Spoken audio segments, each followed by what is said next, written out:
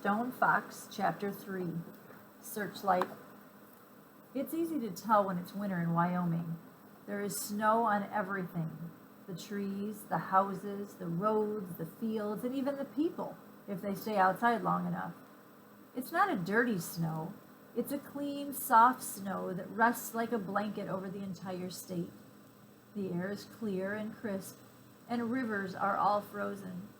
It's fun to be outdoors and see the snowflakes float down past the brim of your hat and hear the squeak of the fresh powder under your boots.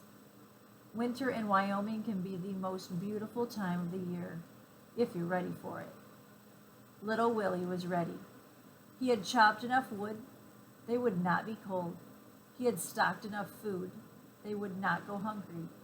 He had asked Lester at the general store how much food Grandfather had bought last year. Then he had purchased the same amount. This would be more than enough because Grandfather wasn't eating very much these days. The coming of snow as early as October also meant the coming of school. But little Willie didn't mind. He liked school. However, his teacher, Miss Williams, had told Grandfather once, "Far as I'm concerned, that boy of yours just asks too many questions." Grandfather had just laughed and said, "How he's going to learn if he don't ask?" Then later, Grandfather had said to little Willie, "If your teacher don't know, you ask me. If I don't know, you ask the library. If the library don't know, then you really got yourself a good question." Grandfather had taught little Willie a lot. But now, little Willie was all on his own. Each morning he would get up and make a fire. Then he would make oatmeal mush for breakfast. He ate it. Searchlight ate it. Grandfather ate it. He would feed Grandfather a spoonful at a time. At breakfast, little Willie would hitch up Searchlight to the sled. It was an old wooden sled that Grandfather had bought from the Indians. It was so light that little Willie could pick it up with one hand, but it was strong and sturdy. Little Willie rode on the sled standing up, and Searchlight would pull him 5 miles across the snow-covered countryside to the schoolhouse, which was located on the outskirts of town. Searchlight loved the snow. She would wait patiently outside the schoolhouse all day long, and little Willie never missed a chance to run out between classes and play with his friend. After school, they would go into the town of Jackson to run errands. They would pick up supplies at Lester's general store, or go to the post office, or go to the bank. Little Willie had $50 in a savings account at the bank. Every month, Grandfather had deposited the money little Willie had earned working on the farm. "Don't thank me," Grandfather would say. "You earned it. You're a good little worker, and I'm proud of you." Grandfather wanted little Willie to go to college and become educated. All little Willie wanted to do was grow potatoes, but he respected his grandfather enough to do whatever he said. If there were no errands to run that day, Searchlight would just pull little Willie up and down Main Street. Little Willie loved to look at all the people, especially the city slickers, as Grandfather called them.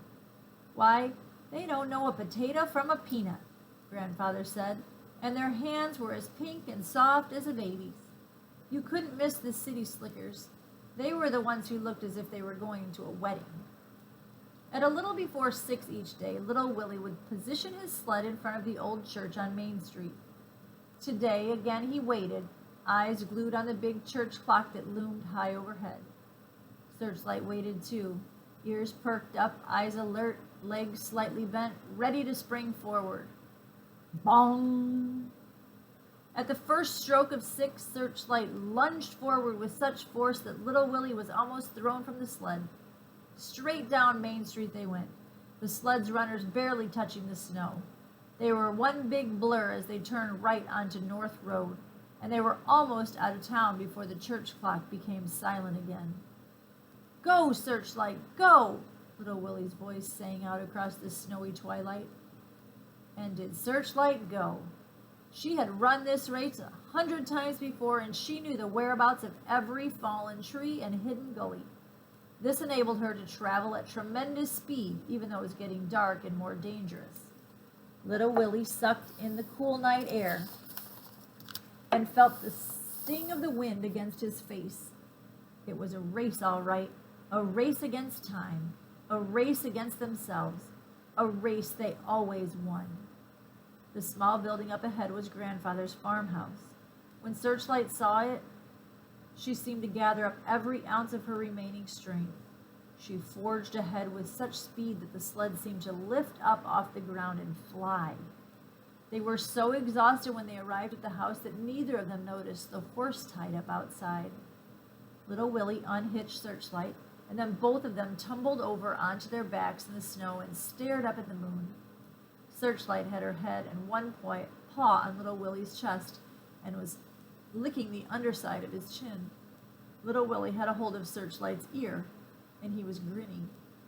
The owner of the horse stood on the front porch and watched them, tapping his foot impatiently.